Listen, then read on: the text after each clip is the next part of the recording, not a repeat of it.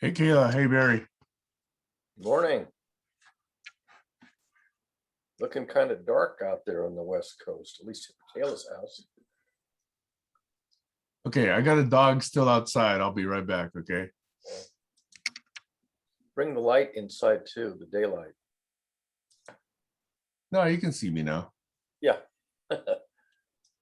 Yeah, you're good now.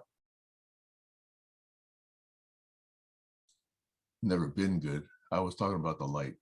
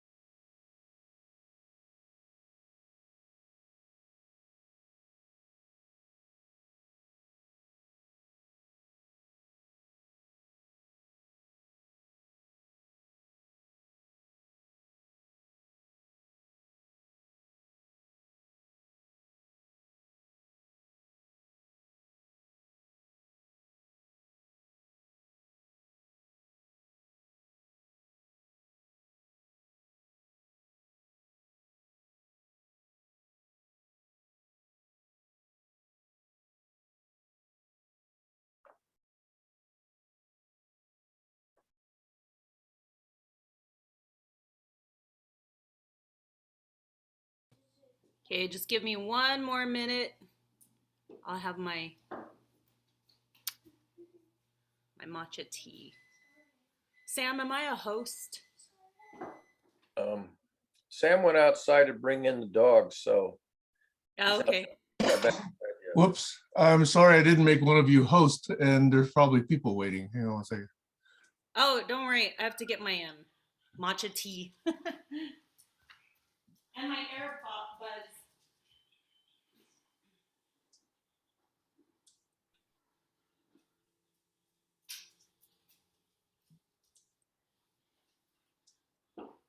Good morning. Good morning. Hey Stacy. Hello. Hey Colin.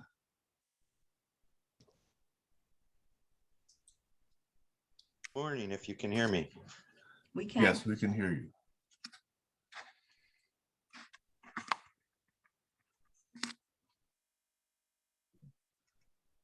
So this is Kayla's weekend. And I did confirm with Kayla, she can fill the entire 2 hours. So I will be in a listen/participation mode. Another minute or two. I have to get myself settled. And advance apologies, the tail part of this, I'm actually going to be participating from the road. I'm off to a brunch with my daughter who just moved into her dorm 2 days ago. Ah. So you're on your own now. No, I got 4 dogs. Your and 2 menagerie. cats. Yes, my zoo. But 4 dogs and 2 Oh. cats, is it? 4 dogs and 2 cats. And a gong. And a what? A gong. Your gong. Your gong. Oh, you do know this, huh? Yeah. You You played it for demoed us. once. I met your friend Jack, Sam. Ah, that was a I while ago. finally- That was a while ago. That I met him Yeah. Wasn't it? a week or two, couple of weeks. No, Jack was here like 2 years ago. I didn't meet him through here. I met him on one of I met him on one of Jerry's calls. Oh, right. Yeah, OGM. Okay, got it. Yeah. So that was fun. Yeah. Jack and I have known each other since about 2010 or 2008, something like that. Yeah. He told me he spent a week at your place. He's visited me twice. Like someone else is going to visit you. Yeah. I'm just pulling up my slides from before. It's a good thing Okay. I've got 2 computers now. But before that, can you guys do a round of check-ins? Because I haven't talked to you guys in a long time, and I'd love to know what's going on with your life.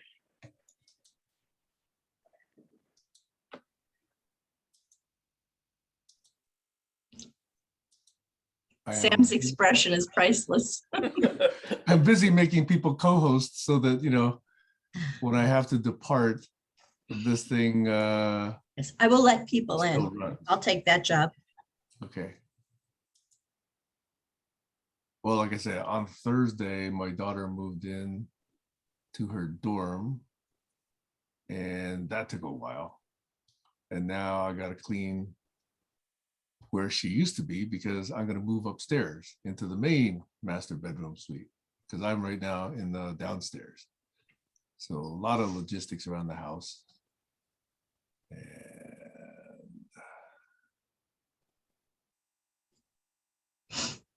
mostly getting to know Tatami. That's the new cat. Yeah. Yeah. When he got here, he was 15.8 pounds. Now he's like 2 days ago, he was 16.4. So in about a month, he's gained about 0.6 pounds. But that's, the 0.2 pounds is the granularity of my scale.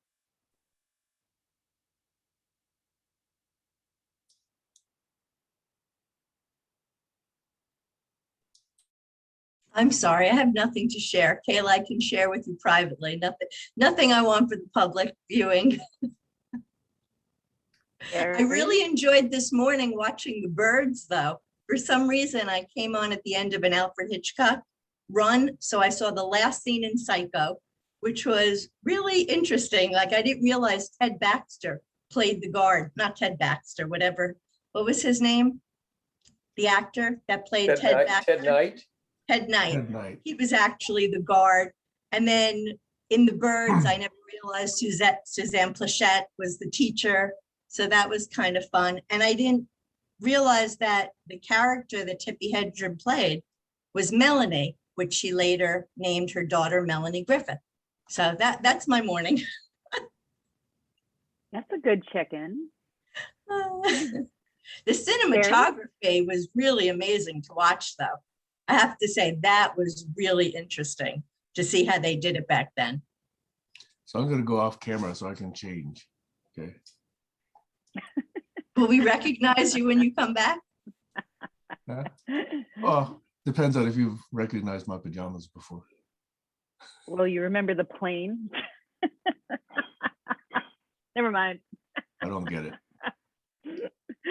Just remember the plane that we talked about the other day. I'll talk to you about it later. My memory must be going. Yes, it's going. I can't believe you forgot that. All right, Barry, you're next. Check in. Okay. You know, August and September are kind of strange months in terms of what's happening or not happening. And so people go off on vacation and then other things sort of come to the surface that you don't normally pay attention to. I thought that the last week or two, the top stories of the news were really weird, really bizarre, really intriguing, really mystifying. And they generated a lot of reader response that was literally all over the map. And what struck me was not so much the stories themselves, which were plenty bizarre and weird, but that the public that was attending these stories, it was amazing how they divided their empathy and their condemnation versus characters in these news stories. And so it was very subjective, in my opinion, that they decided who was the character that they wanted to have compassion and empathy for, and which is the one they wanted to condemn. And I thought this is really bizarre how cavalierly the general public forms their opinions about who's the good guy, who's the bad guy, who we're rooting for, and who we want to, throw the pitchforks at. And that really kind of struck me as very strange feature of modern American culture. Was there a specific story? Because I've been staying away from the news. I mean, I could tell you the three top stories last week. Yeah, the titles. Yeah. So one of them was the disappearance of the 22-year-old fiance of this couple that was on a cross-country van trip. That's a very weird story, missing enormous amount of detail, and the public is just deciding, who's the good person, who's the bad person. Then there was this weird story of a lawyer in South Carolina from a very prominent legal family, and his wife and son had been murdered about a year ago. And then he dreamed up, he wanted to end his own life, it turned out. He'd been embezzling from his own law firm, and he decided he wanted to commit suicide so that his one remaining son could get the life insurance. And so he recruited a guy to try to shoot him in the head during a repair stop on the road, and the guy missed, only grazed him. And then finally he admitted that the whole thing was a insurance scam. That was a really bizarre story, and it has lots of twists and turns. And I think the third weird story was this Mark Milley one, where the head of the Pentagon Joint Chiefs of Staff was talking to his counterpart in China, saying, "Don't worry, we're not going to let Trump bomb you guys." And then the question is, who's the good guy and who's the bad guy in that one? So all of these is that the public is just, very subjective about who to have empathy for and who to condemn, with very little evidence. Very little evidence. Right. Just the But we headlines. see that all the time. I mean, that's something Yeah. that I'm always speaking up about when it happens, even in our small groups, because Exactly. And that's the whole point, is that it happens at the intimate level of our own lives, and all the way up to top stories in national, international news. We see the same phenomenon of choosing sides based on scant evidence, and then saying, the fourth one was happening today in Washington, where the rally to defend the January 6 people who invaded the Congress, and this is to support them. And it's like, how are people deciding who's the good guys and who's the bad guys? And who deserves compassion and who deserves condemnation? It's really weird. That's cool. Okay, Colin, you're up. Yes, thank you, Kayla. Can you hear me? Yeah, square screen. Yeah, it's been an interesting few weeks. I think the highlight is still, and probably will from now on, be the grandson. There's nothing more beautiful than watching a human become. And so, yeah, there's a strong bond there. Been doing some talking about different spaces on a meta level. That's kind of like Stacy, lots of personal things going on, but I share that stuff more privately. So I respect that. But, you know, some things we can share, and within the group, about different spaces you can be in, and like Barry's saying, the bias that people have towards people in different spaces. And if you are in a popularity situation, then that matters, I guess. Like, if you're going to go to a restaurant, you're going to order some food you think you want to eat, that you feel that's popular to you. But when it comes to, you know, and maybe if you wanted to get scientific about it, you might say, well, is the food good for me? Right? So you might start to get into some critical thinking. So really, it's all about critical thinking, making better choices, if you can actually think critically. Or if you just want to be happy and don't care whether it's going to be, you know, go to a fast food restaurant once a month probably isn't that big of a deal. Going there every day for supper is probably a bad choice, and you probably have to check your critical thinking on that. So that same analogy used towards spaces.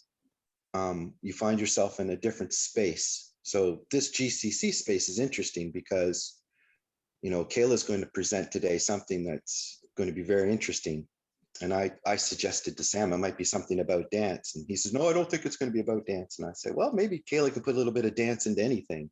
And, you know, she's definitely, you know, so I may have the topic wrong, but who knows what Kayla's going to present. She may have said clearly what she's going to present. I'm not exactly sure. But this space is accommodating to whatever she has to bring. And to me, that is what I mean by being secular. Nobody has the power over to suggest what we might be able to bring here. And it's cult proof because there is no power over. And so to me, that means it's a secular space where it's the ideas that we need to criticize, not the people, and not necessarily the popularity. So it's the ideas that I feel I'm here for. So if Kayla expresses some things that are,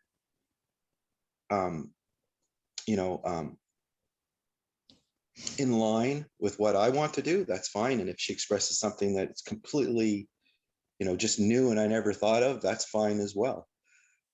But to say we all got to do what Kayla's doing now is a problem. So there's the feeling of space and what we can do here and what biases are in this space. And then there is other spaces. So I've been exploring some other spaces, been doing some talking with Glenn, and I'd like to talk a little bit more about that. But today it's not about that. So that's my check-in, talking about different ways that different spaces hold opportunities for conversations or not, and whether there's critical thinking involved or not, whether you're just trying to do sense making with something that's already wrapped in 4 layers of bullshit. That's really hard to get down to get the layers of bullshit off that onion. So depending on who you're talking to, you may be in the wrong space. So that's space traveling is what I'm talking about. And the word of the month is still effort. It takes effort to do critical thinking. And that's kind of the thing. People just want a quick solution. I don't care. I got to do it. So anyway, Kayla, welcome. And let's talk about what you want to talk about today, not what I want to talk about. Thank you. That's right. It's all about me today.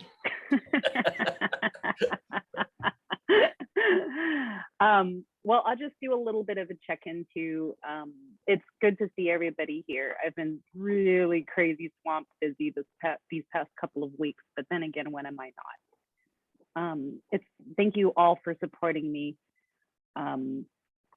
I could have probably advertised this a little bit better and shown up these past couple of weeks to rally people, but I'm starting to just kind of say, screw it.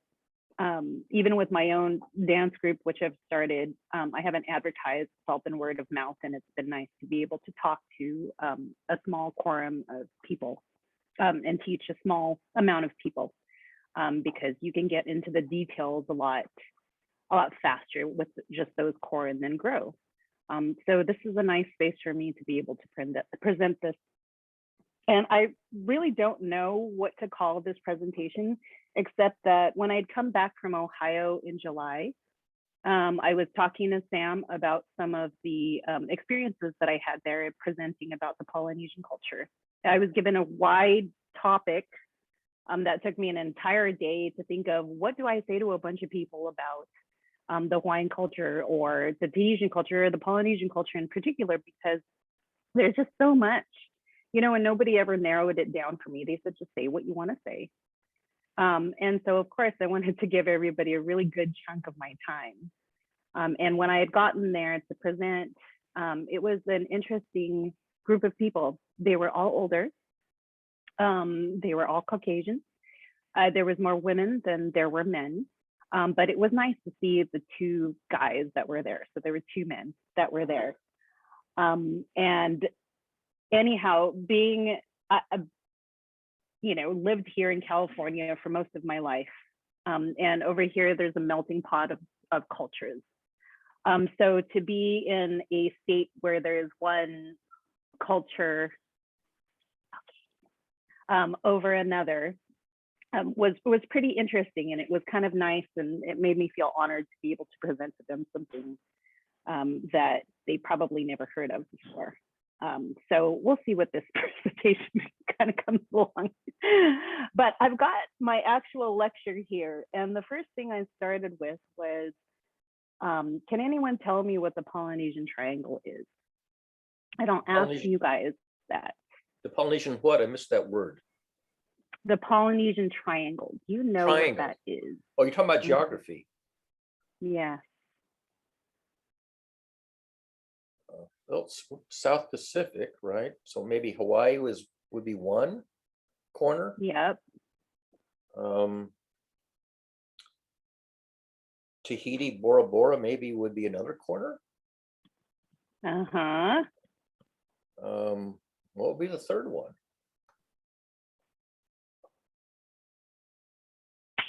I'm blanking on what would be the third corner of South Pacific. Is it one that was involved in the Second World War, maybe? No, the Polynesian, it's a lot more simpler than that. Anybody want to guess the corners of the Polynesian Triangle? Anybody else? Barry had one of it. Oh, just one. Yeah, actually, which was much more advanced than what everybody else knew. Anybody else want to give it a shot? No? Okay. There's going to be a reason to my madness as we go along, but Can you give us a to hint? answer to answer the question of what is the Polynesian Triangle. To the east, it's easy to remember the Eastern Islands. To the west, obviously California, it's easier for me to think of Hawaii in the west. So you're right with that. And the top of the triangle is New Zealand, Aotearoa. And after that is the middle of the triangle, you've got Samoa, Tahiti, Tonga, and a couple of little islands over there too. So that's the Polynesian Triangle. And nobody even knew what Polynesia was. The only thing they had heard of was Hawaii, and that's it. So they thought this presentation was just going to be about one island that they knew, which is Hawaii. And when I thought of that, it kind of blew my mind, and it made me reshuffle what I was going to present in my head. So that being said, I mean, that is one of the very foundations, of course, when you want to collaborate and talk to somebody. What do they know? What type of assumptions are we making before we educate someone? To see exactly what the depth of their knowledge is. and that's really difficult, especially as adults, when you're trying to collaborate with different types of people who have different types of politics, who come from different types of backgrounds. I mean, even as a young woman, I didn't know what the electoral college was until I was in my later 20s. So, when you're talking to people about culture, it's a fear factor because number one, I know from my own friends, when I laughed and I said, nobody even knew what the Polynesian Triangle was, ha, ha, ha, ha. They just kind of looked at me and their eyes got big, like, and I realized, oh shoot, you guys don't even know what it is, And then that made me think, wow, I'm projecting this fear. I'm projecting, this judgment onto these people who are my own friends, So that was the first thing I thought about when giving this presentation. And so I'm going to have a bunch of questions for you guys a little later, or as it comes along, as it pertains to culture and how we actually, think of it and think of people and our own culture. I know the United States, a lot of people don't think we even have kind of a culture, but we do. We really do. And it's kind of hard, of course, to see the elephant when you're up close to it. So, all right. So back to history. I'm going to quote something from a park ranger from Yosemite who talks about history. History is active, it's dynamic, there's an energy to it, especially when you're telling a story that excites you and excites the audience. So we all know that Captain Cook was generally, or not, one of the few, or one of the first people to go into the Polynesian islands and explore there. He went there in 1769, specifically in Tahiti. And then he went there 3 more times before going to the island of Hawaii and getting killed there in 1776. It was the first written document of Tahiti. And he described them as a gentle, generous people with a propensity to steal. And he also found some contradictions, such as witnesses of murders by the Ariori, and I'll tell you about them a little later, and also found them to be incredibly naive. For instance, one of the things that they discovered was that they can trade nails for food and sex. So nails off of the ship for those items. But when I was looking through the old documents of Tahiti, I found some interesting things that Captain Cook had described. For instance, when you talk about the old world, it's kind of impermeable. You've got these hierarchies, whether they're the kings and you have the court, and then you have the common people, right? It's all pretty impermeable. They rely on, family to pass it on, even today, over in England. You've got, the royal family to pass it on. However, in Tahiti, they actually had a society that you could, join to be able to elevate yourself to a higher ranking. And those people were called the Ariori. So and the Ariori were, they were actors, they were creatives, they were builders, they were everything that the common people were today. But they were a society that was, indoctrinated into this culture and elevated, and they had specific jobs. One of them in particular was they were the only people that, could go and, present comedy and make fun of the ari'i, make fun of the kings, without getting beheaded or murdered or anything like that. So it's kind of cool and interesting to know that, an ancient society had this hierarchy that can elevate from, you can be poor and be nothing, to have some measurable status. So my first question to you guys is, do you know of any culture in history that had a people that could elevate their status without being born into it?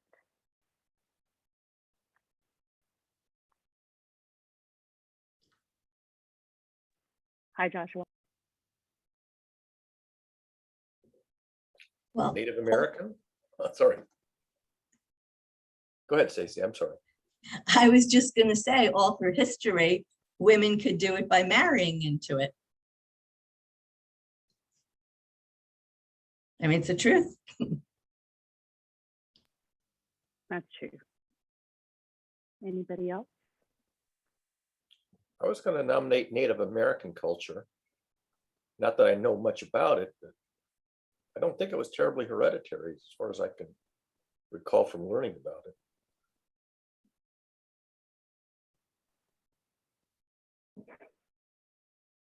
Okay. Joshua, Sam, Colin, want to take a stab?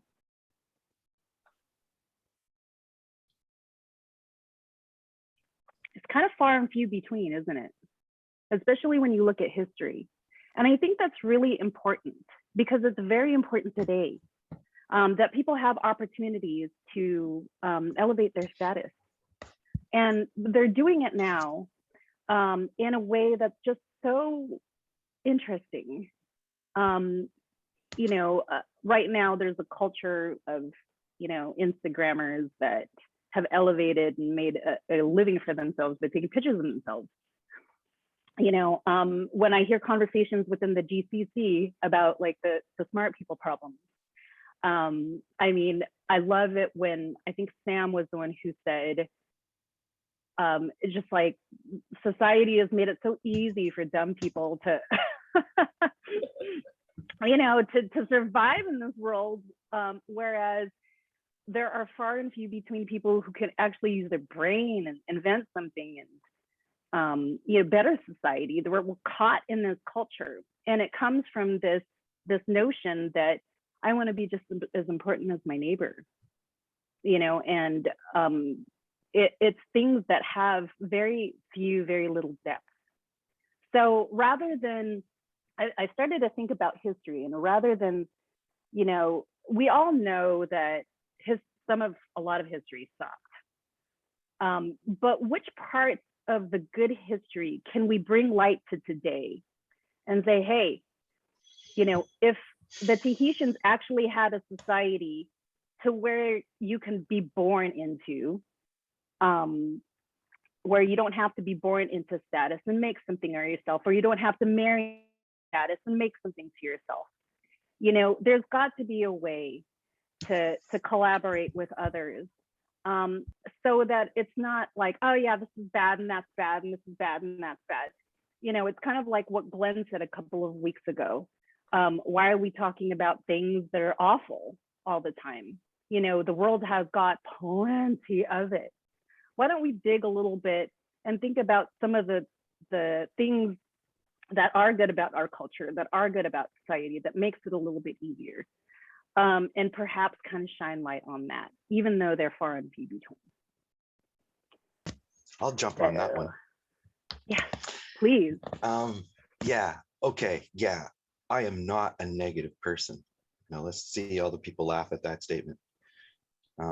Because, and I saw a lady on the news recently. I wish I could remember her name, Fran something. And she was a commentator, wrote books, but she's kind of in the part where she's in the documentary phase of her life, and she says, people think I'm negative. She says, I don't think I'm negative. I think I'm realistic, she says. So I think there's a balance, and some of what I'm hoping to do with Glenn is going to bring that balance out, just like you're saying, because Glenn is all about the positive, right?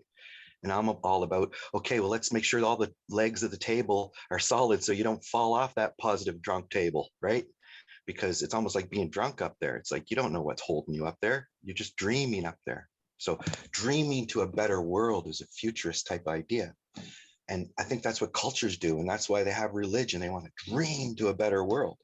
But if they don't know how to take the current constraints and critical thinking, then it's just going to become like a wishful exercise, which is probably good to set a day a week aside for.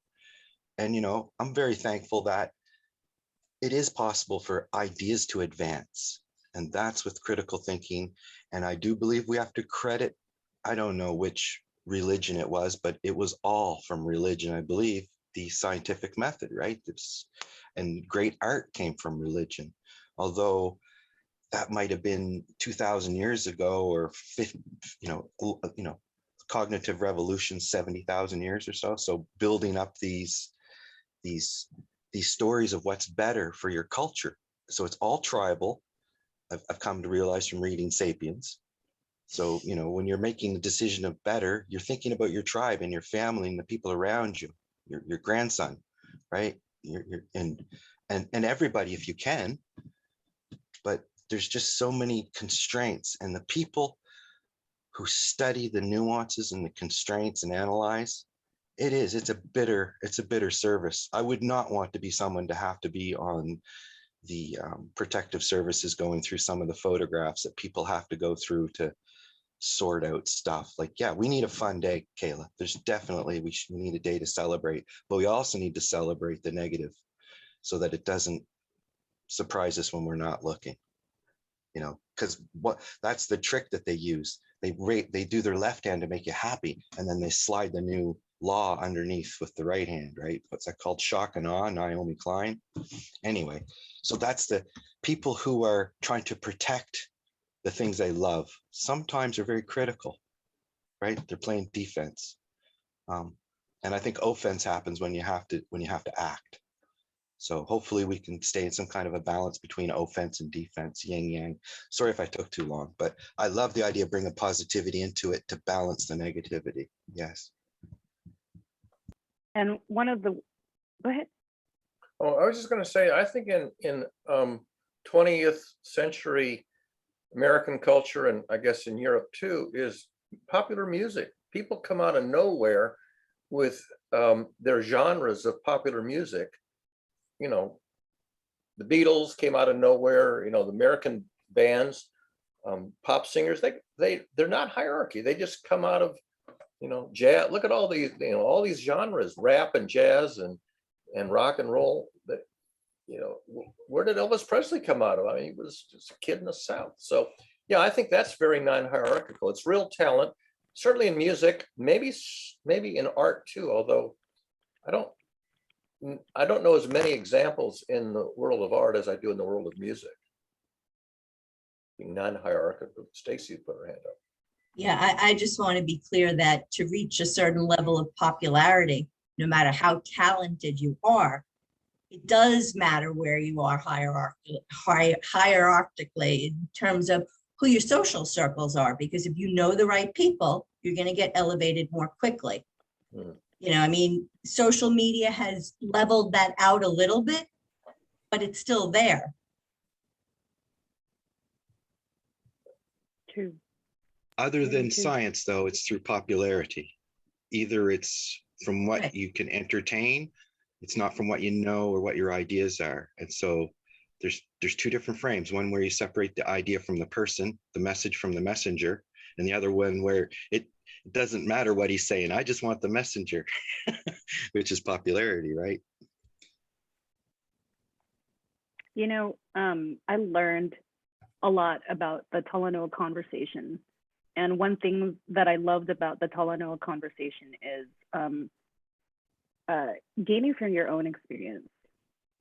And that's, I see a lot of people who are just wonderful brain, very intelligent thinking, very forward thinking. They're putting out their feelers and their thoughts out there, but I also feel like we need to ground ourselves through our own experiences and grab from experiences too, to be able to push forward and relate to people. That's why I wanted to kind of do it this way. Talk about what I know and introduce ideas to, like Cullen said, balance out kind of the way we think and reach people. So thank you. I'm sorry I deviated from everything. Okay, back to history. Let's see, what was I gonna say? Okay. Judgment of history. You know, so when you're talking about Tahitian dance in particular, it's very sensual. It really is. And the negative aspect of that was, you know, obvious to people who are more conservative, like, for instance, the missionaries who came there for their own agenda, you know, but it was also a shock factor towards the people like Captain Cook's crew. I'm not going to go into detail because it's really interesting. But a lot of people will speak negatively of that part of history. Now it's flipped. Like, oh, that's just a cultural thing. You know, I can't believe that they said that, blah, blah, blah, and you know, Tahitians to this day, the ones who want to preserve the culture, will say that they made those, Captain Cook and his crew made those observations and judgments, and they were correct. There were a lot of indecent things going on, whether they were culture or not. And to actually read that part of history is a bit painful for me too, you know, as a dancer, as an expression of that. To see how they viewed this cultural act. It was within their right to say some of the things that they said, because there were certain things that were clearly indecent. And we have to acknowledge that, we really do. Another thing that was acknowledged when it came to the conversion of the Polynesian islands, and I know I'm saying things that might be triggering to people. You know, there's the preservation of culture, but there's also, you know, being straightforward and frank, and being realistic, like Cullen said. So I'll just kind of dumb it down a little bit. Have you ever heard of tapa cloth? Say it again. A tapa cloth? I have. I'm going to share my screen for a sec. Can I share my screen here? And I'll show you what it is, and I'll tell you exactly what it is. How do I do that? Oh, The green one. woohoo! Okay, desktop. Yay! Share.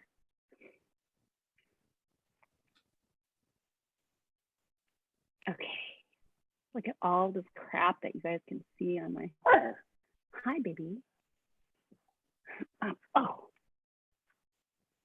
This is why I put myself on mute, because this dog is crazy. Okay. So this is the tapa cloth. I have a ton of it in my garage. It looks like a dead body in my garage because it can probably fill my living room and my my garage. Excuse me, I'm just gonna open the door for the dog. Can someone help me and read this? You can read the first part.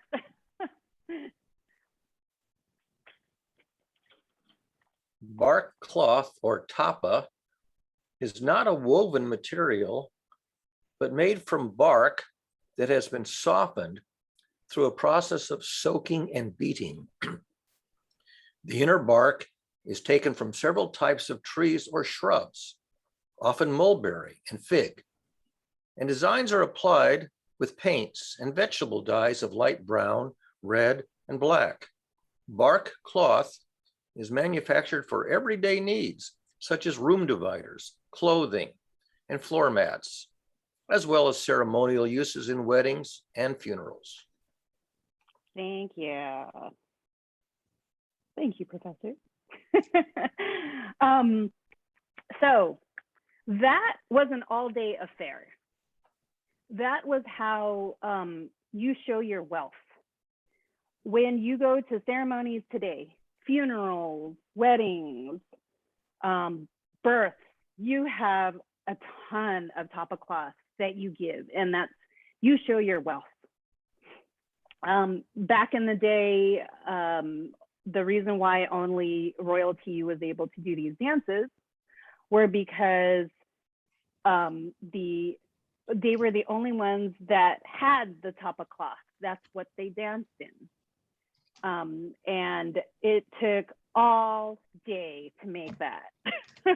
There's even a portion of dance that's dedicated to, you know, kind of the making of the tapa cloth. It's the pa'oahi now.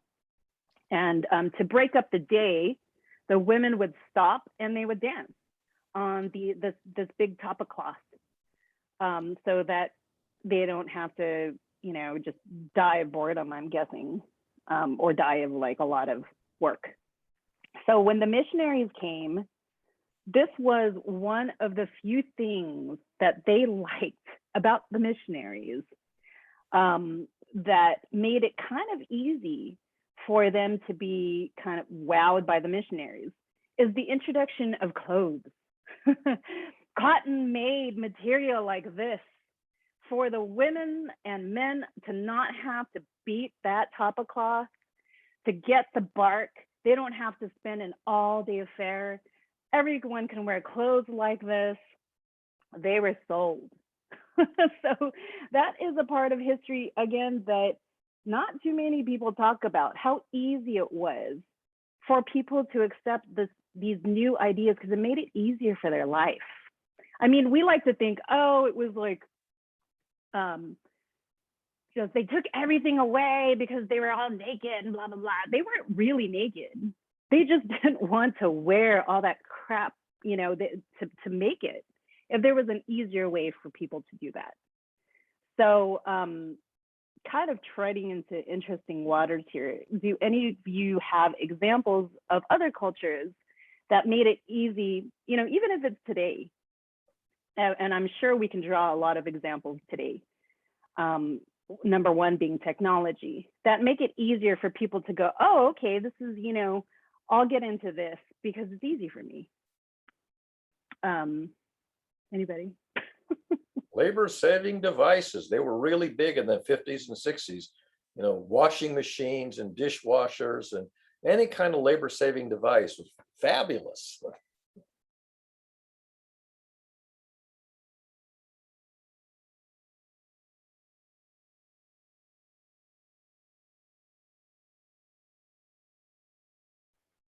Stacy actually had a question. What is the value of showing one's wealth? You want to elaborate on that real quick? No, I didn't necessarily mean for now, but I think that's a whole separate, different kind of conversation. And that's a good question too, because what do you know, aside from monetary value, what are we measuring wealth as these days? Well, that's why I say I didn't want to like divert the attention, but I think that's a really important question, you know. But anyway. Please divert away. This is good. Anybody have anything they'd like to contribute?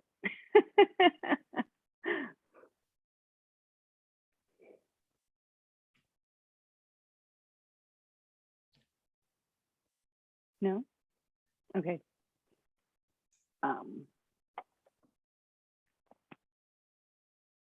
So I like to think about it like, if aliens came to this world with their superior technology and logic, you would start to question your own. You know, where as these missionaries and Captain Cup came with their big ships and their clothes and things to make it easier and all of these crazy inventions, I mean, it makes you think of your own logic. And it also is very easier for a person to sway their own mind, you know, to tell their own mind, well, maybe they're right. Maybe they're God. You know, maybe maybe their race, their culture, their ideas are far superior than mine. Because if they can weave these clothes very easily and not have to spend all day to do it, what can they show me? You know, and that's where I think people just get dazzled and, you know, very easily swayed. And it's a powerful thing to have. It really, you know, if you think of the simplicity of power, you know, if you can have a large group of people look at you in awe, you know, and want to be like you, and love something about you, but not see the rest of it, that you're a crappy person. Like Weinstein, for instance, he was a badass, whatever he was, producer, you know, look at what he did. And it was so easy for people to say, okay, well, maybe if I give him my sensuality or this, he'll make me into a movie star and I could be loved and adored and have all this wealth, all this money, you know? But you don't see Weinstein that he was a pervert and he was just absolutely a horrible human being. And that's just kind of what I think what everyone was talking about earlier is why do you question, like you said, Barry, like why are people so quick to judge? And this is the good and this is the bad. You know, how come, what's preventing people from kind of digging into it? Effort, identity.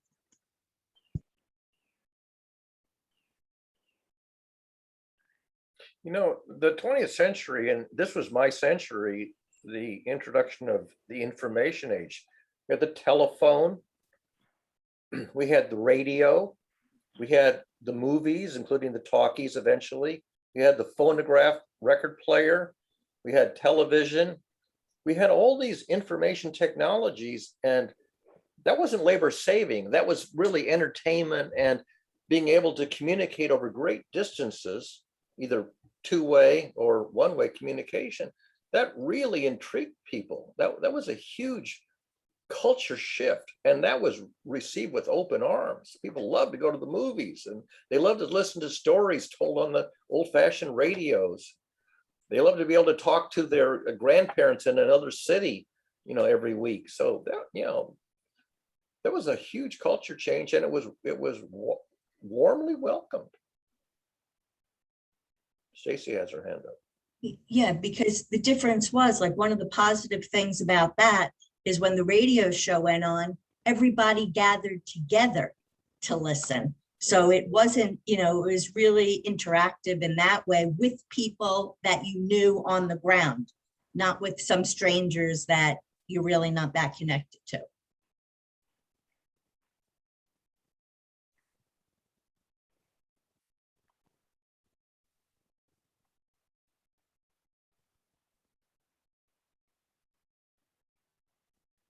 Anybody else? I'm just going through this, the lecture that I had. There's a lot of stuff there.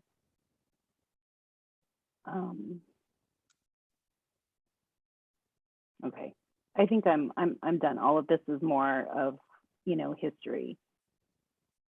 And if you want to, hi Josh. And if you want to talk about, you know, the overthrowing of the king and queen, it was really easy for it, you know, at least in Tahiti, it was very easy for the people to overthrow the king, because he'd pissed off a lot of people. And then when the missionaries came, he aligned himself with the missionaries, and then ended up, you know, just using that type of power to, you know, overthrow his own people. And then after that, the missionaries had their own agenda, and there became all the war that everyone talks about. So anyways, through this presentation, I had really wanted to kind of introduce the ideas of what parts of history may, you know, what parts of history can we question and look at differently, you know, to where were talking about, you know, how easy it was for people to think a certain way and shift it. And also what parts that, you know, the foreign invaders brought that made it easy and shareable for their own community, if that makes any sense. So welcome, Josh. Did you have something to contribute? I'm just racking my head going through history. Ever since you got on the call, okay, wait, what cultures did, okay. Yeah, thank you for a very interesting, like, it's more than colonialism, it's also, you know, when you started with Captain Cook, that's what got my brain racing about all these different islands and how many different cultures there are out there and so many different islands. So thank you for that. And I'm still racking my brain. I don't have anything. Thank you. I kind of want to go back to Stacey's question. What is the value of showing one's wealth? Stacey, do you want to elaborate on that? Do you have some thoughts? Because I like that. Yeah, I absolutely have some thoughts. Yeah, I mean, and this is what, you know, this is why I say we're responsible individually for what Barry brought in the beginning of the call, but in terms of why it's important to show your wealth, because as individuals, and I'm not saying everybody, and I'm saying a lot of us try not to do that. We recognize it in ourselves, but we move towards people with more status, whether we recognize it or not. And that's why, like, when we had that conversation about who would you allow to get your coffee? Do you remember that conversation? That's where it comes into play. If we turn a blind eye to somebody's bad behavior because they do something for us, so we know somebody who's really nasty and treats people horrible, but they always invite me to the best parties, and so we laugh at their jokes. That's on me. I'm allowing this system of popularity to become power. So I think that the reason people showed their wealth is to signal, treat me with respect. This is what I have. I deserve to be treated better. And I'm not saying that I agree with that, but I'm saying I do think that's the idea behind it. And contrary to that, I know somebody that never wanted their workers to see their wealth because they said, then they're going to want more from me, or then they're going to be jealous of me. So I think it's a valid point.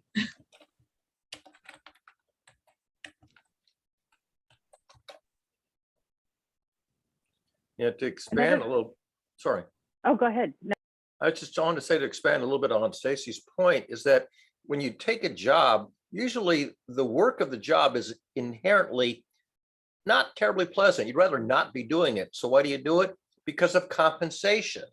Compensation could be just income, or it could be other elements of the workplace that make up for the bad parts of the workplace. And I think we make these trade-offs in terms of accepting the undesirable because it's compensated by something that is more desirable, but eventually that balance kind of wanes, especially when you now have enough compensation to live comfortably. Getting a raise is not as big a deal as it was when you were, could barely put food on the table. And so after a while, the downsides become the dominant element, and the compensation doesn't properly compensate anymore.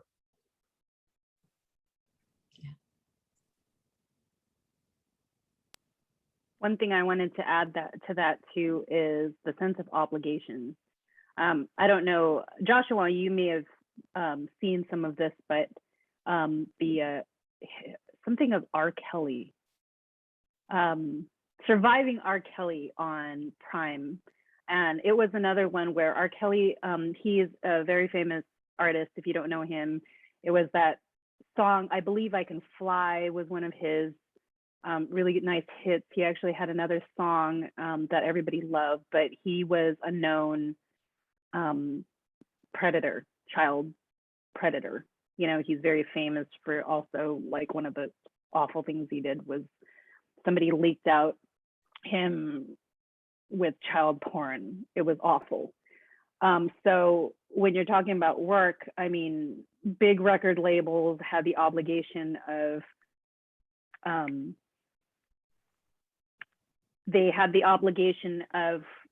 you know, a contract. His records sold, you know, so his wealth continued. There was just so many wrong things about that. Geez, I just forgot what I was thinking. It had something for what you said, but I'm sure I'll think about it. About people being willing to look the other way when it's in their best interest. Yes, yeah. Exactly. You know, and same with families. I mean, we're at a point too where, you know, I love my grandparents, but my grandmother in particular was not the nicest person in the world. You know, a lot of my family were toxic, and I had to physically remove myself from the obligatory family gatherings because I did not believe in surrounding myself with people who were toxic and others who would let it, you know, continue. So I mean, what do you do about that? Why is it that I'm crazy and like the rest of the family is not, because I choose not to be around these toxic people who are older than me, you know, and choose to perpetuate that and make my children go through, you know, hanging out with toxic people. And it doesn't matter if they're my family. You know, if anything, that is the reason. Like, hey, don't act that way. I can respect you, yeah, for sure. But I can't condone your behavior. Go ahead, Stacy. Yeah, I also wanted to add that I forgot the exact percentage, but when it comes to people that are trafficked, the largest percentage, they're trafficked by family members. And I think that's really important to keep in mind, especially when you think about like why it's able to go on, you know, yeah. It's become kind of a cliche to dread Thanksgiving, where you have to sit down at the same table with the relatives that you can't stand for a long evening meal, and it's sort of become sort of a negative instead of a positive to gather for Thanksgiving once a year.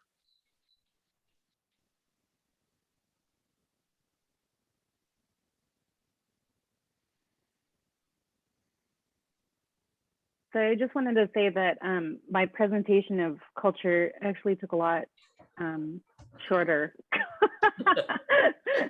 So if anyone wants to bring anything else, you know, this is an open forum for, we could continue to talk about culture and wealth and things that kind of bubble up, or if somebody wants to bring a specific topic, go for it. I just think that one of the real positives of multiculturalism is getting familiar with the cuisine of other cultures. We love to have cuisine from exotic cultures. And, you know, probably there are more restaurants in where I live in Greater Boston that have exotic cuisine from other cultures than sort of, you know, conventional American cuisine.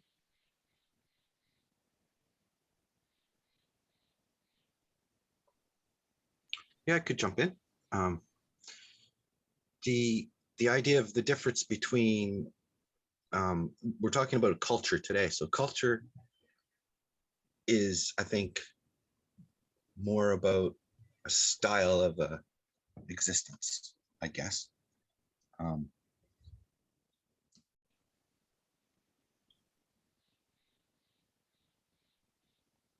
you still there, Colin? We lost your sound.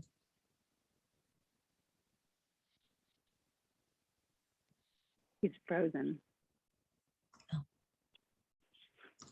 I like what you said, Barry. I'm sorry, say that again. No, go ahead. Go ahead, Caleb. No, mine was really silly. I was going to say, I like what you said about cuisine. Again, thinking about the Talanoa dialogue, what we usually do is we serve kava, and it's like a diuretic. Oh, he's back. Yeah. Well, if you're in a town square and you meet up with somebody and you want to be popular and talk about music and cuisine and what can we do? We can go dancing, we could have so much fun. And they say, but yeah, we got to do a little bit of work too. And then you jump over to put the other hat on, say, yeah, what do we got to do, right? And then that starts a whole new conversation about what needs to be done. And then, you know, depending on the history of how things have been done already, like beating your clothes from bark or, you know, harvesting some other method of making clothes. And it just happens to be that maybe the problem is in the imbalance and the unfairness of taking advantage of people, right? Like if I come across somebody who's learning something new, like for example, my crayon maps, and they say, oh, we could use these to do this and we could use these to do that. And I'm saying, wait, slow down, slow down. They look pretty, but they get messy really quick and they're just meant to explore and sense make, you know, kind of what's happening in a way that we can remember when we come back to look at it again. If you really know what you want to do, you know, make an outline and, you know, write it up, make an infographic, whatever. But that newness that sucks in the people, they say, oh, look, I'm popular, I'm valuable, I'm going to take advantage of this. And they take advantage of the people.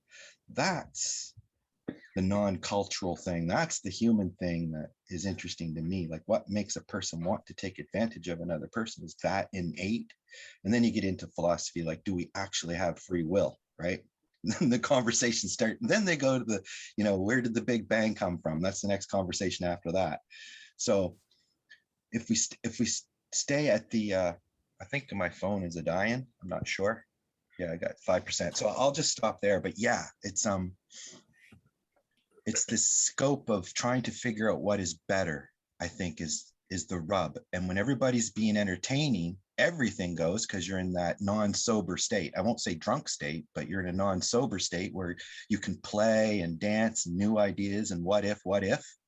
But then when you grab the hammer and you say, there's the nail, you know, it's like, okay, someone's going to hit that nail. No, don't hit that nail. We got to move this first. Oh, wait. There's, you know, there's like 50 things you got to do before you hit that nail. I remember trying to teach somebody to mow the lawn. That was a real process, you know, of knowing the scope of danger, and they just want to grab that lawnmower and start mowing, right? So anyway, yeah, that's, people take advantage of novelty, and I think that's a really a framework you have to watch out for. The novelty will get you, and also reading Sapiens, it's no wonder, because throughout all history, there's been caste systems. And at the time when the caste system has been, you know, slaves and noblemen, at the time when that's going on, apparently it's considered normal. So apparently there was a time in history, which I have a hard time to fathom, where one human could look at another human and say, yeah, your skin's a little different color, therefore you're not really completely human. I just, you know, I can't fathom what I would have to do to look at another human being and say, you're not human. But that's what they were doing. So we've come a long ways.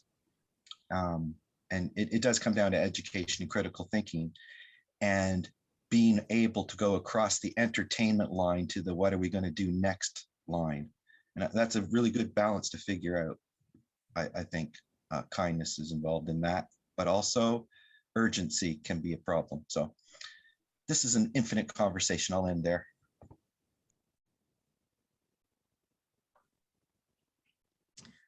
So this goes to really what's at the heart of almost everything I say, and it touches on where Barry started, with people coming down with these harsh judgments without really knowing much.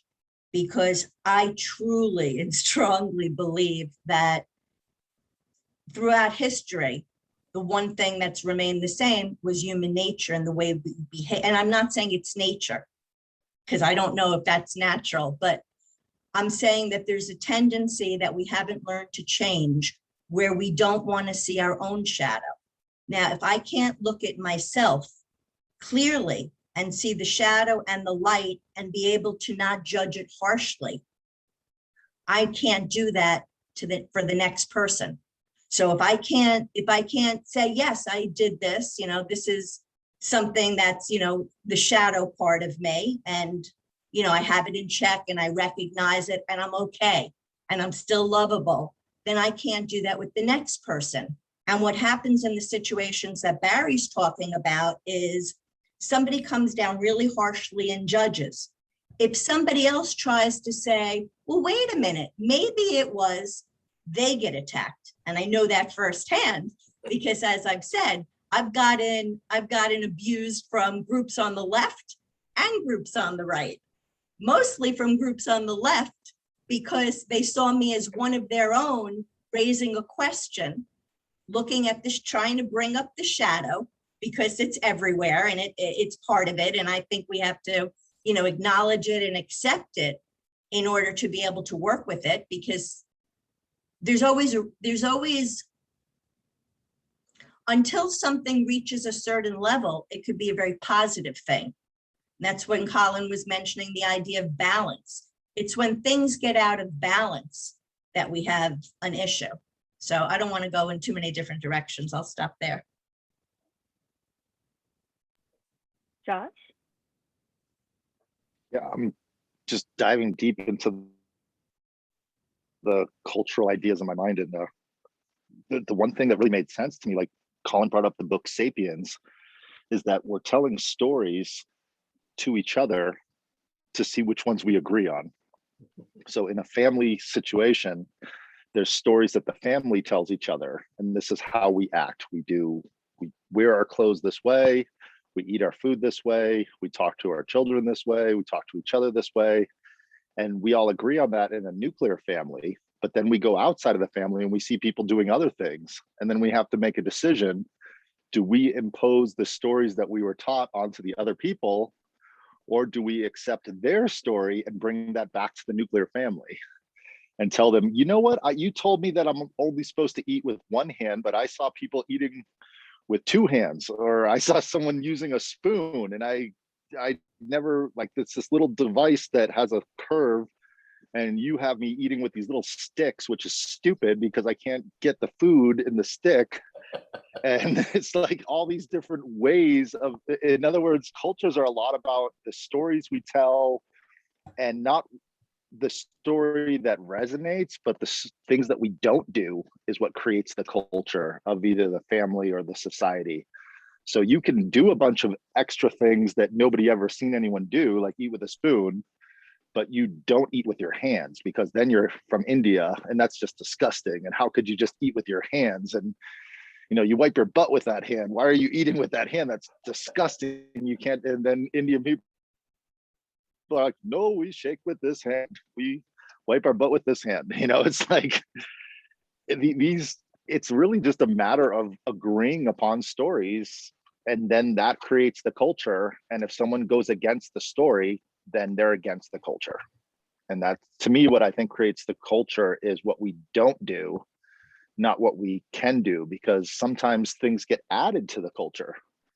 And lately, I've just been on a kick of studying the Victorian age and how interesting things were back then. Like, women did not show their breasts for breastfeeding, but they were fine to have a wet nurse do it for them, because that's for the lower class people. They can show their breasts. That's fine, because no one cares about them. No one will ever marry them. They're disgusting.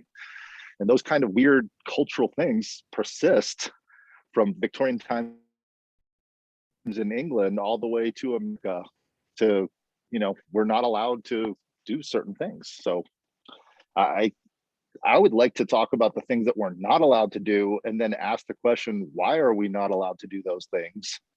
Like you brought up the wearing of clothes. It wasn't that you weren't allowed to wear clothes. It was just, what a waste of time to try to create all these clothes when there's other things to do, So that's just what I was thinking about. I'm complete. Thank you. Oh, I really like that.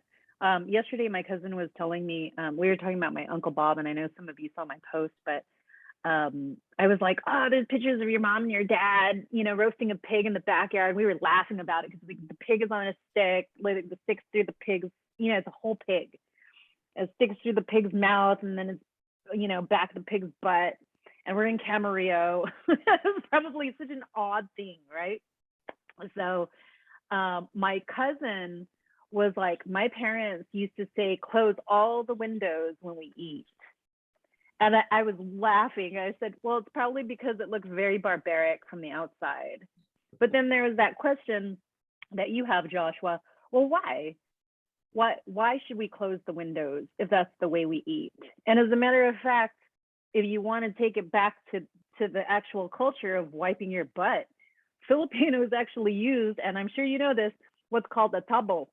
They actually use something to ladle and, you know, clean their butt with. It's water, you know, it's a bidet. It's an old school way of cleaning yourself, which is actually a lot more easier on your skin if you want to talk about that. But that's a good question to have. I mean, why are these, you know, judgments so harsh? I mean, what's the difference really? What's the harm in eating from your hands, other than you might get poisoned if you don't wash, you know, clean your hands well enough. And then that becomes an individual thing.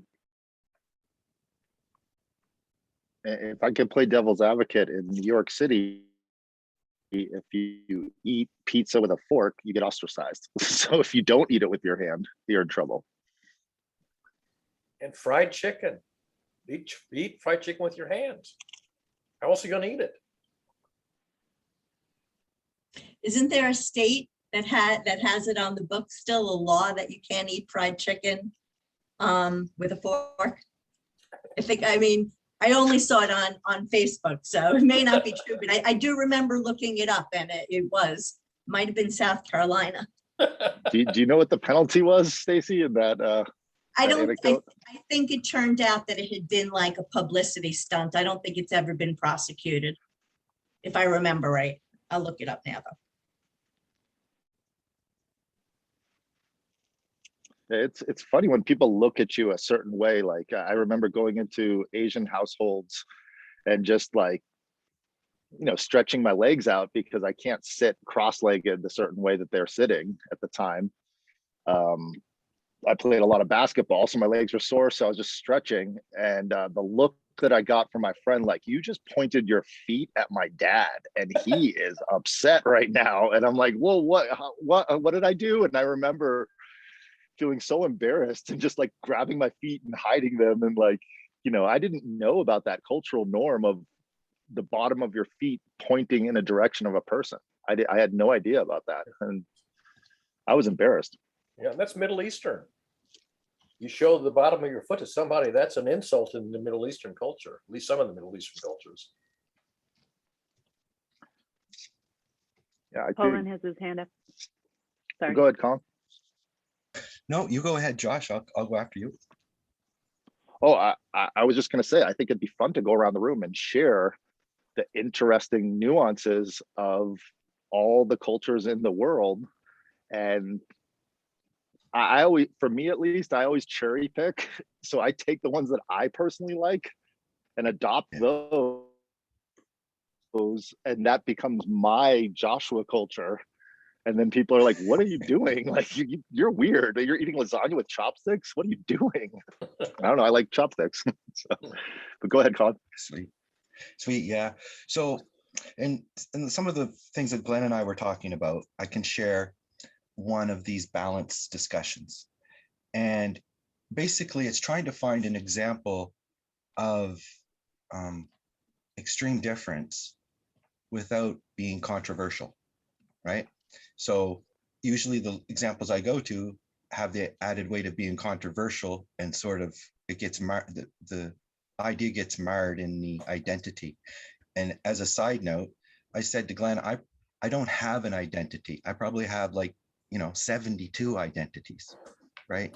It's like, give me a context and let me, just like when you switch your talk, Kayla, when you read the audience and you knew that you were in a different frame than you thought you were in, you're going to reframe your talk. So that's identifying to me. And if you're stuck in a certain identity, you just got the same mantra and, you're in that dogma. So the example that I was talking with Glenn that is friendly is that what if, like Darren Brown, I was on the Darren Brown show and I got hypnotized and transported to Thailand. And I woke up and I was really hungry, but I was in the middle of the market, and all the food they have to offer, there was all of these insects on sticks. I remember seeing that, and like, would I be able to eat that? And like, how long would it be of me living there, going through the process and, you know, of grinding it up, putting it into my food, and then so on and so forth, until I say, yeah, give me 2 of those and 1 of those, you know, 2 crunchies and a juicy, right? I'm thinking of the show Lion King, where some like the crunchy ones, some like the juicy ones. But for me, the idea of eating that food is not a good feeling, that I have to eat that food. But I know for other people, it's a delicacy and they love it. So that is something where there's no science involved in that. They're right. If they like that food and it's good for them and it's healthy for them and they've eaten it for years and years and years, I'm not right, I'm not wrong, they're not right, they're not wrong. It's just, look at that huge difference in culture, and how long does it take for someone to adapt to saying, you know what, I feel like you do too. I think bugs are delicious. You know, that was a good one. I think that, now tell me if that's another controversial one, if I can clean that up somehow, but that's the juxtapose of the misalignment that people have to deal with and trying to think of what could be better. Like, I'm hungry, I want to eat something. Oh, eat this, right? So anyway. Just fry it in butter with some garlic and salt. You're my week 2 friend. Remember the big crisis with the pandemic? We had a run on toilet paper in this country, big run on toilet paper in this country. Where did that come from?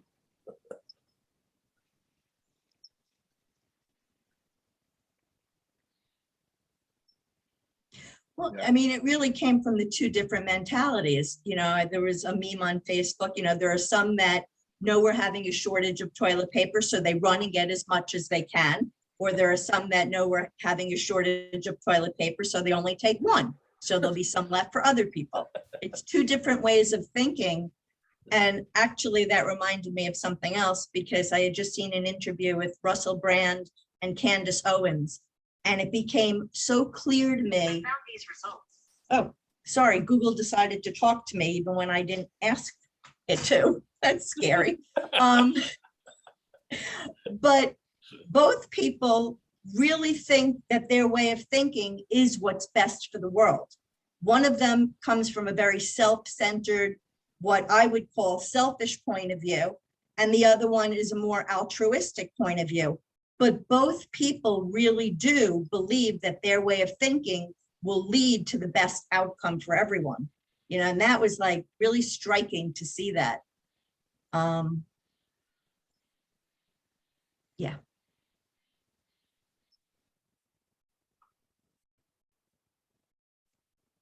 I caught the first. Have they done a second part yet, Stacey, with Candace Owens and Russell Brand? You know what? I only watched the free part because I don't subscribe. So I only got like the first 10 minutes. Yeah, me too. I know. Curious to see where it ended up, because it was interesting to see the dichotomy. Yeah.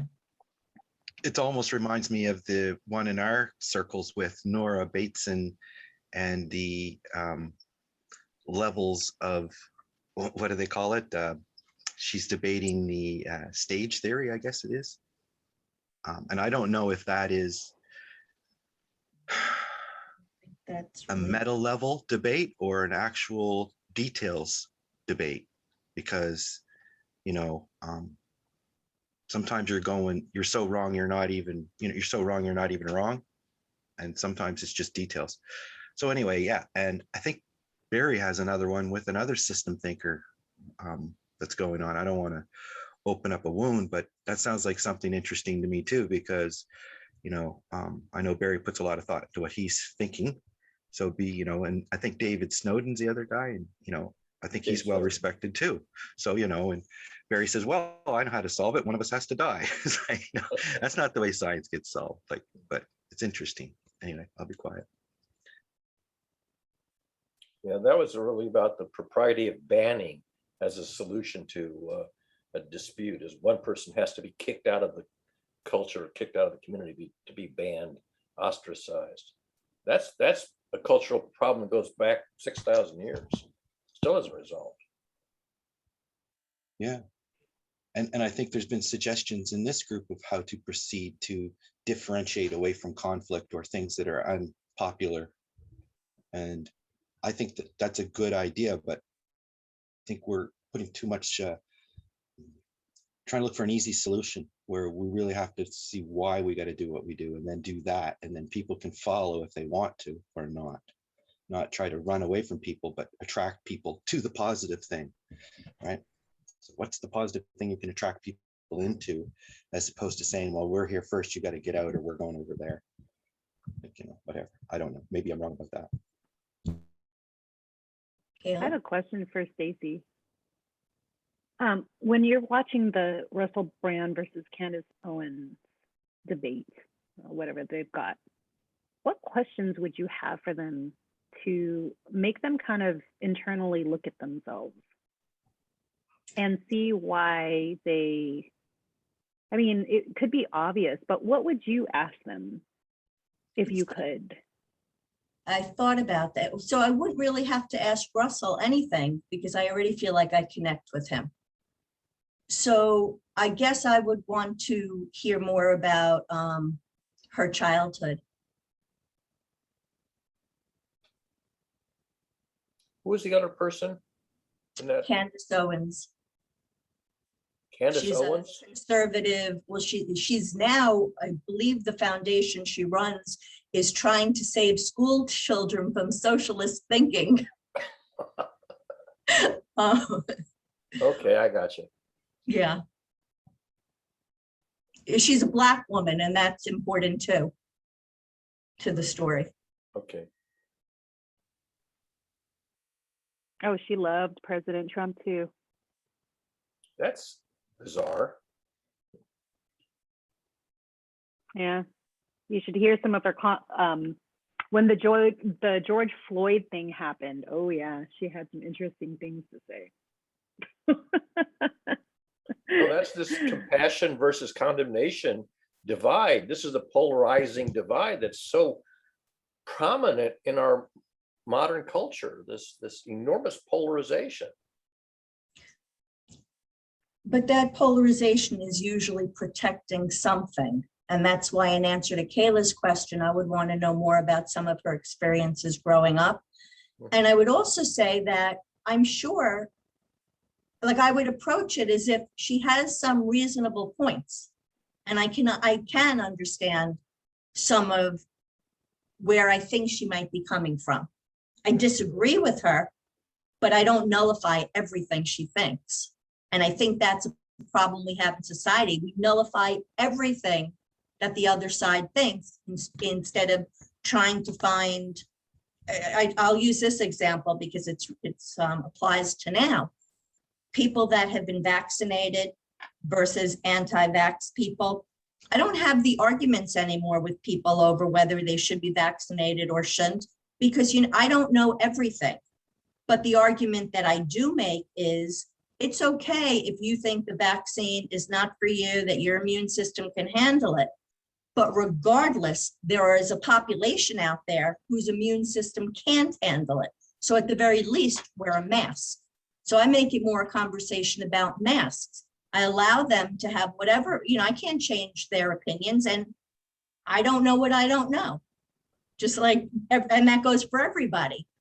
But there's still no reason, regardless about how you feel about one thing, to not do the other. There has to, and to me, that's the compromise. How many people here have had their tonsils out?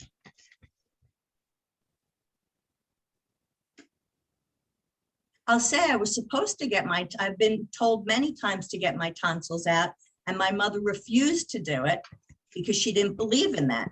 Yeah, And same thing here. My brother and I still have our tonsils. And the reason, as I understand it, is in the late 1940s, we had a cousin, a girl who I never met, who died on the operating table having her tonsils out. And so my brother and I still have our tonsils. one case that was in the, in the extended family. So, those are very powerful motivators, having Absolutely. one case. Josh has his hand up. Well, I've just been thinking about healthcare a little too much lately, especially having a little daughter. But this might be controversial, but I was just trying to look at things objectively at the healthcare industry. And I remember a fact when Obamacare was very popular, they were saying that 1/6 of our economy is healthcare in some form or fashion. And then I started thinking, does the hospital have our best interests in mind to keep us healthy, or is it in their best interest to keep us just healthy enough to keep coming back? And that is, to me, the big debate about what the COVID or vaccines or anything is. Do they have our best interests at heart? And the question of that is the scary thing. When you go to a doctor, you want to believe that they're there to help you, not to just help you enough till you don't sue them. Just that kind of thinking in terms of anything is comes down to what I hear in a lot of conversations is we've lost our trust. Yes, absolutely. I think it's important to keep in mind, though, that just because the overall theme is to just keep us healthy enough to come back, that's not to say that the members that make up the organization feel that way, because that's what we do way too often. They worked for this place, they must be bad. And that's crazy. That's really crazy. Kayla? Can I just say that there's just too many opportunities for communication too, which allows for a lot of miscommunication. I was showing my son last night one of the albums that my uncle had, and there was a picture of a woman, and in it he had put, her name. She was from Texas, and she was a TB victim. And I remember him telling a story. There's a picture of her lying in a bed outside, and that was pretty much on her deathbed. And so I started to think about TB. Now, I didn't look into it too much, but there's just and now we get TB shots, and we don't question that. There's just too much communication where it gets way too miscommunicated. And those questions, like you have, Joshua, arise. Do doctors have our best interest in mind? Does the healthcare industry have our best interest in mind? Because there's all these conspiracy theories, and everyone's opinions are just jam-packed into the web. I mean, what do we really believe? Whereas back then, when journalists were reporting, they were reporting, and not everybody had an opportunity to voice their own opinions.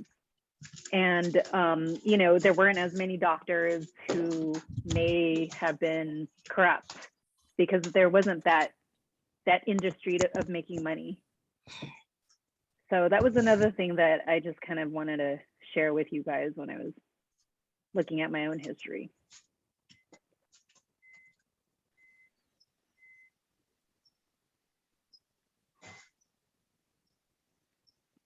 I also keep thinking about our brains are wired for a certain way of living because it took millions of years to create the brain and the body.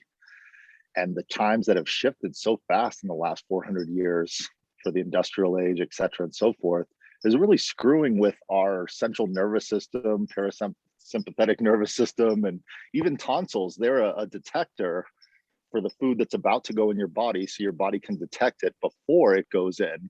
But then if they're taking that detector out, what is that doing? And that, as a metaphor for other parts of society, is what detectors are we taking out to know if we're going to survive and pass our genes on? Like even 100 years ago, most people were living to 40, if they were lucky, 50, they were really lucky. And, women that were just going through puberty, 12, 13 years old, were suitable wives for 30-year-old men. And that's a really difference. Now people are living past 70, 80 on average. And it's it's a change in your whole physiology. It's a change in everything. And we haven't caught up with the changes at being animals. We're human animals. We're still trying to grasp what's going on. Like, we don't have to scavenge for food. Like, wait, we can just go to the store and buy food. That's a real shift in the way your body's mechanisms were created in order to be able to survive. And with water too, we have lots of water available, and those shifts and changes physiologically are emotional and cultural, and it's hard, especially in other cultures where they actually don't have food. It's not the culture of America where you go into a supermarket and there's so much food and you can get cheap food. You know, you might not get the food that you want, but like, I noticed when I didn't have a lot of money and I was on a very tight budget, I could at least eat.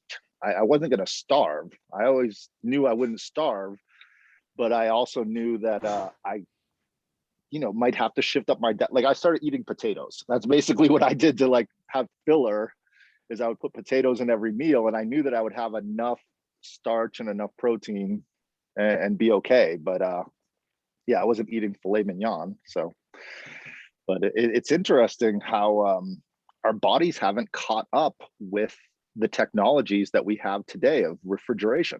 Like, that's the big one that changed everything. Now that we can keep the food cold and last longer. So I think we need to stop pretending that we're not in conflict and start looking at the actual conflicts not as a problem, but as a solution and an opportunity to solve. Go ahead, Stacy. I'm complete. The challenge we face with that is that corporations control so much of the way we shift our attention. So like, when I don't know how much that's changed, but when I was in school, there was like one medical school that was teaching nutrition. Imagine one medical, I mean, I don't know how many teach nutrition now, but if nutrition were taught more, then maybe we'd be looking more at the food industry and what they're doing. But instead, we're not focused on the food industry. Hopefully we'll start to be, because with climate change, we're looking more at the soil and farming methods, and hopefully it'll all come together. But if we're so busy fighting, it distracts our attention. What are we fighting over? Like, sometimes I ask that question, like, who are we fighting? Are we fighting ourselves, or are we fighting each other, or a combination of both? I think we're fighting two truths that we don't recognize are meant to blend together.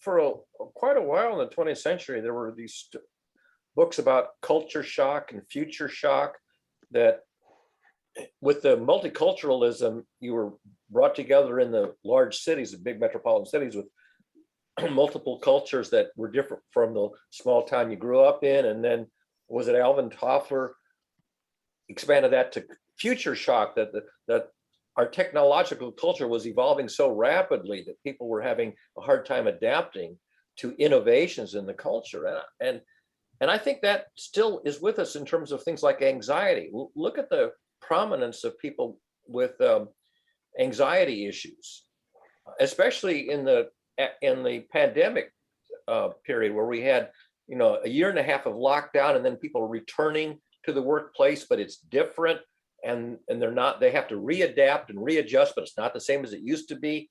So you have all these anxiety and emotional issues because things are changing faster than you can adapt to them. One of the things I brought up too a couple of weeks ago was, how much positivity would it take to offset the negativity? I mean, people's minds are still wired in that, and that was created in our minds so that if something happened that was life-threatening, you'd always think about that negative issue, so that it wouldn't happen again, so you can survive. But now clearly we can survive, and people are still holding on to that negativity, and it takes 6 kind of like-minded positive incidents to overtake that negative reaction. So yeah, you're right, Joshua, about technology, and things are advancing far more than our physiology is advancing, that's for sure.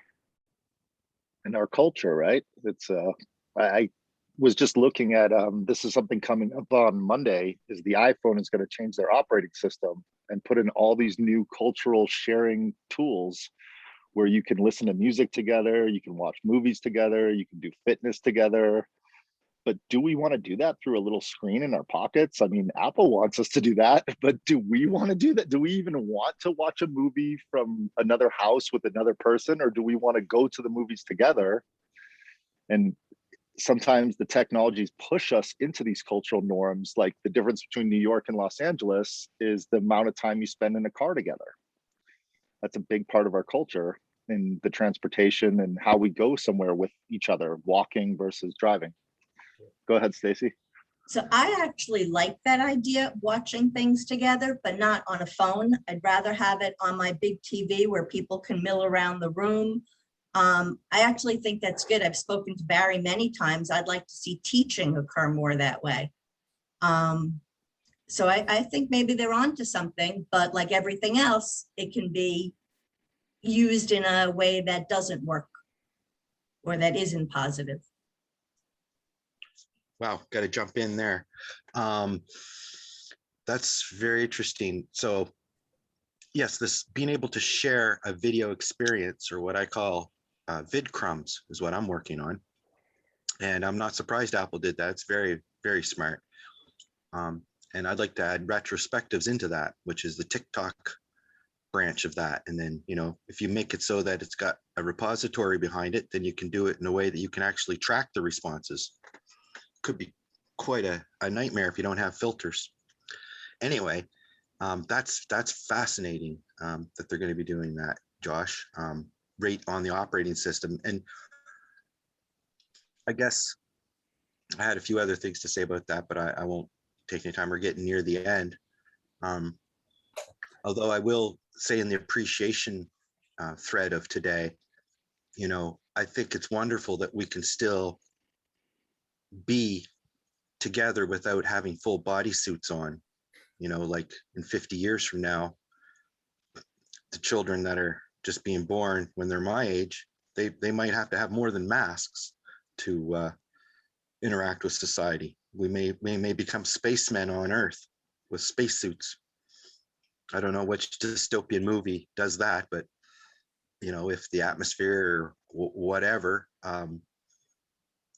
apparently we're at the precipice of this global warming thing, and it's an exponential thing.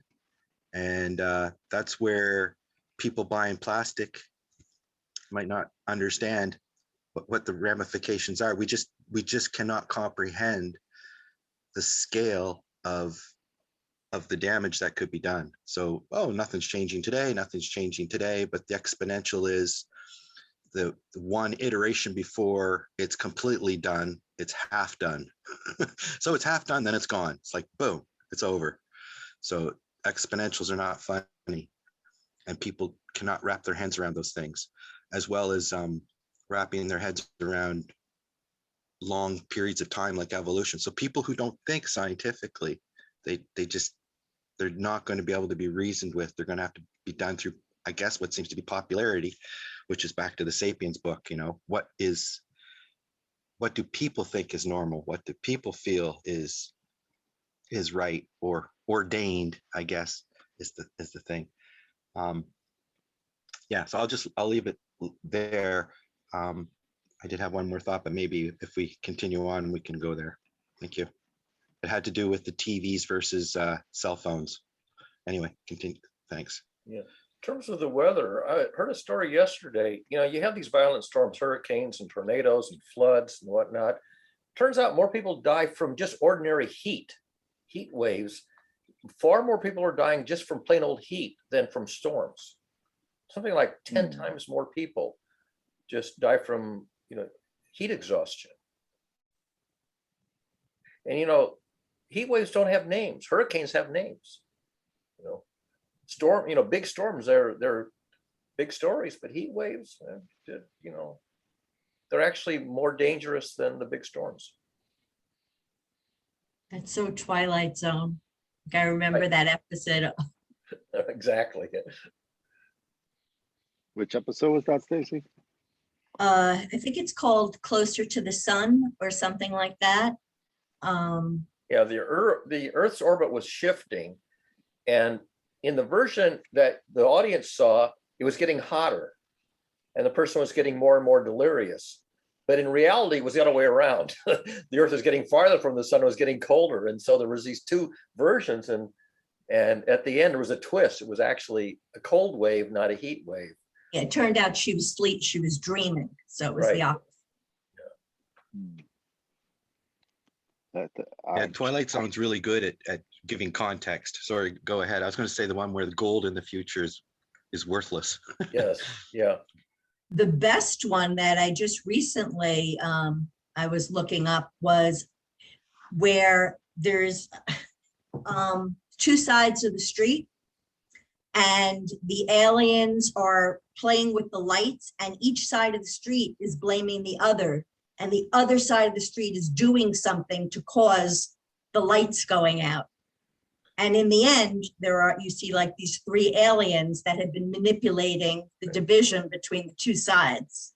Yeah. And that was something. Yeah, that was the episode. It was called something on Maple Street. Yes, I can't Yes. remember the something enemy like has that. arrived on Maple Street, but the enemy was the people themselves, not the aliens. exactly. But it was so appropriate for what Yeah. we're, living with now. Everybody's blaming each other, and they had no idea the true underlying cause. Yeah, I think a lot of my values and understanding came from the Twilight Zone because I got obsessed with it as a kid, and I even bought the Twilight Zone companion, and then I would read back about the different ones, and the idea of trying to think outside of the normal storyline Yeah. of, oh, you have all this time in the world and your glass is broken. Oh, Oh, there's a right. monster here. Yeah, I thought it was a really good way to tell stories that were thought provoking, so you would continue thinking. Yeah, And that's, I think now that you guys are saying that, I think that really shaped a lot of my thought process was the Twilight Zone. yeah. The monsters have arrived on Maple Street, and we are the monsters. Mhm. The neighbors, they were the monsters. No, this title is The Monsters Are on Maple Street. Okay, there you go. And the twist, of course, was that there was these aliens that you didn't even know was the true cause. The root cause is often the last thing you figure out. The root cause. Yeah. It reminds me of, they were talking about how they cleaned up the city of New York in the 90s, and they solved crime, and they did all this great stuff to make the crime go away in New York. And then someone did some research on Roe versus Wade, and there was a whole generation of people having kids because they didn't have the option to have an abortion. So they were raising kids they didn't want, which raises criminals. And then once Roe versus Wade came out, if you did the math, once a generation that was wanted came into being, Right. the crime went down. So it wasn't all the things they thought. And that's just one possible scenario out of many factors. But it is a big factor to be able to choose when you, as a woman, want to have a baby versus the law says you cannot. And that's a big fight right now in California. That's why Gavin Newsom was kept in office. He's not necessarily the guy that we want as the governor of our state, but the alternative is so awful. We were seeing that now in Texas. It's scary. It's like, not being able to choose the way you live. Or if you look at China, they had that one child policy, and now they don't have enough people to fill up their cities. So. Yeah, I'd like to turn back to Kayla. Well, go ahead.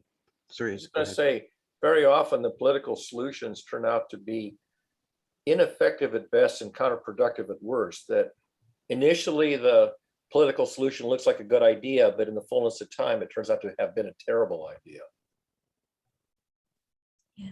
And I just want to go back to what Joshua was saying about New York City, because what I see happen all too often is that we find one reason, and maybe it's accurate and maybe it's not, and we stop there. Oh, that's the reason. We don't go further to see all the other possible reasons. And maybe it's all of them, and maybe it's some of them, but we don't do that enough. And that's what's really frustrating for me. Yeah, yeah, Underlying reasons at that, not the surface ones, but you right. know, are these exactly. children actually wanted? That's a pretty deep question. Right. I And would kids find that grow up I would knowing hope that they humans weren't would. wanted. Yeah, I would Barry? hope that humans had an internal switch that wouldn't be a persistent problem. Like you wouldn't hate, like, you know, they're I would think that if I was given a child that was a burden, I would learn to love it.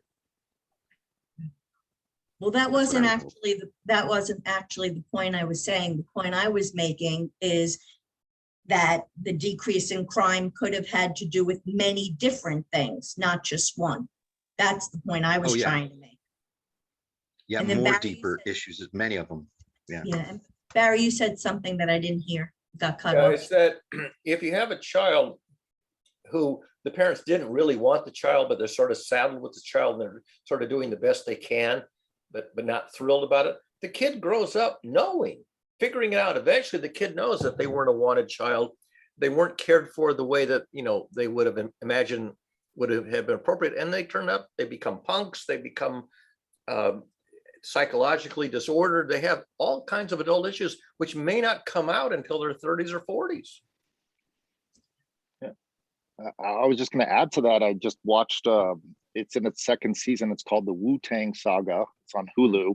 And it's the story of the group that created the music from the Wu-Tang. And there's a scene in the second season on the 4th episode where they're all looking at each other with problems. And they all say, we all here didn't have dads, so we don't know how to act. We're all men that were not raised by men. Yeah. And if we want to do something in this world and actually not get abused by the system, we have to become the men we've been waiting for. And I thought that was a powerful scene in the show. Without role models, they didn't have role models. Yep. Except maybe television dads in the 1950s and 60s, they had these optimal family shows, you know, Father Knows Best and that kind of stuff. But those went out of style, I think, in the 70s. Then he started having the dysfunctional family sitcoms instead. I'd also note, go ahead, Stacy. This is the conversation that I'd really like to have with the right to life people, because I really feel that they don't move on to the conversation of, okay, well, where will we as a community pick up the slack? So they want to force people to have children, but they don't want to be part of helping to fill in the gaps of what those child's needs might be. Well, I can get a little personal on this one because I know that I've mentioned to the group before, growing up for me, I know I didn't become this outrageous punk, but I did feel like I was a bit of an outcast because of not following what society was saying I should do, which was religion, right? That's where a lot of my religious resentment comes from, because a lot of that religion has got some pretty screwed up ideas about what's people should do, especially when it comes to sexuality and things like that. And, you know, religion changes its dogmas kicking and screaming. And if that was the backbone that we're telling these young Wu-Tangians what they should do to be better, it's, you know, that's part of the rebelling. It's like, you want me to do what and go where? It's like, can we please at least live in reality instead of this, you know, what do they call it? This perfect world that you have envisioned made of marble or whatever. So, you know, I think religion fails in that way. At the same time, I think people are truly compassionate. I just want to mention that we're getting to the top of the hour, because I know I have to get off. I just want to say thank you, Colin, for sharing that personal tidbit. I appreciate you sharing personal things about you and not talking from not the first person. So that was really nice. Get worn down. I don't know. This was a fabulous 2 hours, Kayla. I really appreciate your organizing and Oh, setting the thanks. theme for the conversation. It was a good conversation. It's actually, you guys were like a huge part of that, because I wasn't really as organized as I looked. So thank you. I do like these questions though, and I do think they're really important, especially about culture, you know, when it comes to just perpetuating our own family. I think more people should have more direct but compassionate questions. Yeah. You know, coming from another personal standpoint of my grandmother was supposed to be executed because my religious family lineage came from Muslims. So yeah, that's part of my family history too, on my mother's side. But had she not had her grandmother, my great-great-grandmother, intervene and raise her with some type of compassion and belonging, she could have gone a really bad way. But my grandmother on my mom's side is a politician, the first politician on her island. So, you know, again, one of those wonderful conversations that you can get from in a time in history, you know, that even relates to today. That's not really a positive thing. Just, I don't know. I just think that we as people need to think differently. And like Colin said, bring the balance and ask questions, you know, and be the people that we want to be instead of wait for the people that wait for Stacey's somebody thing. to do it. So with that, I'm complete. Go ahead, Joshua. Oh, I was just going to share an idea I had culturally is, well, I'll start off with the story my dad told me is that when Muhammad came up with the Muslim religion, or the people after Muhammad died were asking, you know, how often should we pray to Allah? Like that was the question, you know, how often do we think about Allah? And he said all the time, every day, all the time. Like, praise the glory to the creator that created you all the time. And they said, well, you know, we can't really do all the time. Like, how about, and they bargained from 25 times a day down to 5 times a day. And to this day now in the Muslim world, there's a call to prayer 5 times a day. But then it made me think about the cultural societies in America. How often do we, as a group of all of Americans, allow people to do whatever their meditation or prayer is or whatever? It's not a cultural thing where we say, hey, do you want to take a second before we have this business meeting and go pray to your God? And that's one thing I would like to see in our culture, at least acknowledge that there is higher forces or belief systems that other people have and let them tune into whatever that may be in their intuition before we just keep going on in society and bigger, better, more. I think that would be a definite shift and a cultural way to ask people, what do you believe in? You know, what is it that fulfills you emotionally, spiritually, and intuitively? And that could bring versus Kayla. So I appreciate that. I'm complete.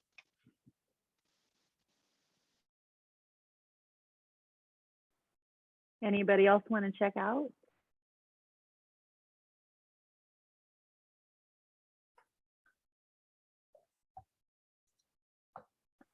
Stacey, you're mute.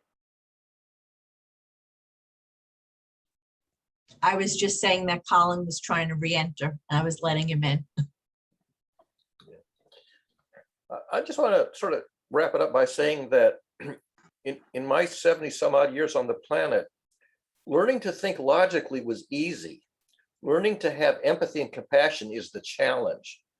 They don't teach that in school. It's not part of the curriculum, and you have to kind of learn it through the experience of life. And I really think we need to bring better balance between logical, technical thinking and compassionate understanding of differences between people. I think this is a big challenge for the 21st century, is working out how to understand the role of things like emotions and in undisclosed life experiences that are behind people's upbringing, and develop some kind of compassionate insight to balance this emotion versus thinking aspects of being and becoming.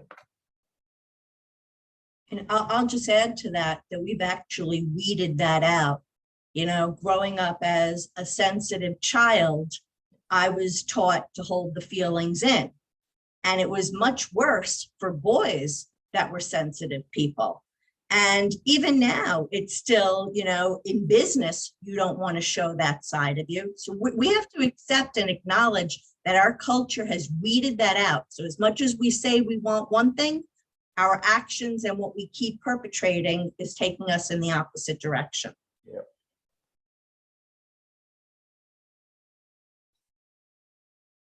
One more thing, I just want to point out, if people thought that Trump was vulnerable, they would have never voted for him. They voted for him because he created an image that he was all powerful and self-made and had the backing. And it was that strength that drew these people to want to back a winner, because, and that's whether people want to acknowledge it or not, there's a part of us that wants to be with the winners in whatever that is. So Colin, I know you just came in again, but I think we're in our checkouts because it's 10 o'clock. Would you like to check out?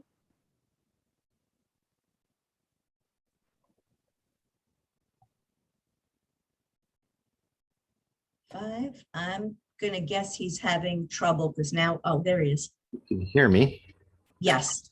Yeah. Yep. No, I've said plenty. I was trying to go back to see if we could maybe wrap up and do a thing of, did Kayla achieve what she wanted to achieve, and did we, you know, I think we, you know, we hit on some cultural things, and it really resonated, and I think it not only focused the group, but it actually was a positive expansion. I think we could go back and take different threads off of this conversation, because it really reaches down underneath the biases of I know what's going on as into, you know, if you think about it culturally, we can't really take a whole lot for granted, and it redefines what the question better means. And I just want to say earlier, when you were giving, I think, me credit for wanting to ask questions, I think that's the Stacy thing. I'm just asking questions all the time, but I think Stacy's looking to build some kind of a platform out of the right questions to balance the conflict. I'm just there trying to make sure we don't miss the fact that there's a conflict and how we're going to write it down. And we can't play all the time. There's a naked boy. Is that culturally appropriate for you to say that? No, just kidding. Well, it's a good thing I've got my AirPods on. All Hope you right. didn't hear that. No, yeah, it's great. No, it's normal. It's the norm.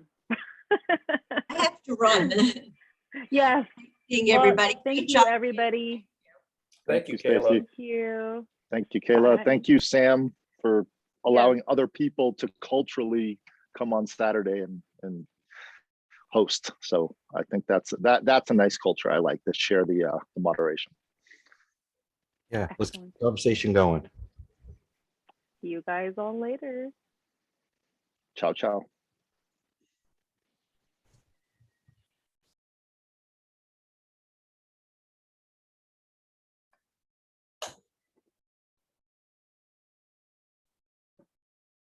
Okay, I saved the chat. We're done. Thanks, Sam.